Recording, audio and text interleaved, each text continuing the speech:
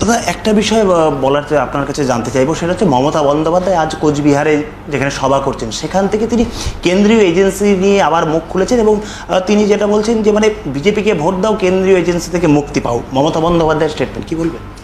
দেখুন, কেন্দ্রীয় এজেন্সি চুরি করলে পরে তাদেরকে ধরবেই। তো তৃণমূলকে ভোট দিলে পরেও কেউ কেন্দ্রীয় এজেন্সির হাত থেকে বাঁচাতে পারবে না, কারণ কেন্দ্রে মোদির সরকারই তৈরি হবে, প্রধানমন্ত্রী মোদিই হবে। তো স্বাভাবিকভাবে গোটা দেশের মানুষ যেহেতু সিদ্ধান্ত নিয়ে ফেলেছে যে তৃতীয়বারের জন্য নরেন্দ্র মোদীকে প্রধানমন্ত্রী করতে হবে, মমতা বন্দ্যোপাধ্যায় সেই গুড়ে বালি যে উনি প্রধানমন্ত্রী হবেন এবং উনি এসে আবার ওই এলোমেলো করে দে মা লুটে পুটে খায়, হ্যাঁ, উনি এলোমেলো করে দেবেন আর ওনার ভাই ভাতিজা ভাইপোরা সব লুটে পুটে খাবেন, ওই গুড়ে বালি। মমতা বন্দ্যোপাধ্যায়ের মুখে আজকের যে জনসভা সেখানে শীতলকুচির প্রসঙ্গ উঠেছে। তিনি যেটা বলছেন যে শীতলকুচিতে বিজেপি গুলি চালিয়ে মানুষ মেরেছে। কি বলবেন লোকসভা ভোটের আবহে এই বক্তব্য?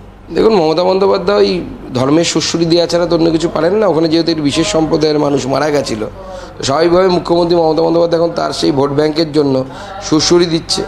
এই সুশ্রুতি দেওয়াই তার কাজ এবং বরাবরই এইভাবে সুশ্রুতি দিয়ে উনি ভোট করেন এবং সেটাই চেষ্টা করছেন, আর কিছু নয়। শীতলকুচিতে যে ঘটনা ঘটেছিল অত্যন্ত দুর্ভাগ্যজনক ঘটনা, সেই ঘটনা ঘটা উচিত ছিল না। এইভাবে ভোট লুট করা যেটা হয়েছিল তার জন্য দায়ী হচ্ছে মমতা বন্দ্যোপাধ্যায়। কারণ মমতা বন্দ্যোপাধ্যায় 21-এর ভোটের আগে বলেছিলেন যে সেন্ট্রাল বাহিনী করলে তাদের ঘিরে ধরুন, তাদের বুথে যান, তাদের গিয়ে মারুন, মানে এইটুকু মারুন কথাটা শুধু উচ্চারণ করতে মানে মানা করেছিলেন, মানে এইটুকু করেননি, মারুন কথাটা উচ্চারণ করেননি, বাকি সবটাই বলেছিলেন ঘিরে ফিরে তাদেরকে মানে পারলে পেটাও, এরকম একটা ব্যাপার। তো এই যে সাধারণ মানুষ যারা, তাদের মধ্যে খুব অল্প বয়সী ছেলেরাও ছিলেন, তারা বোঝেনি মমতা বন্দ্যোপাধ্যায়ের কথাতে উৎসাহিত হয়ে তারা চলে গেছে সেন্ট্রাল বাহিনীকে পেটাতে। সেন্ট্রাল বাহিনীর তো আত্মরক্ষার অধিকার আছে, স্বাভাবিকভাবে তারা গুলি চালিয়েছে। অত্যন্ত দুর্ভাগ্যজনক ঘটনা।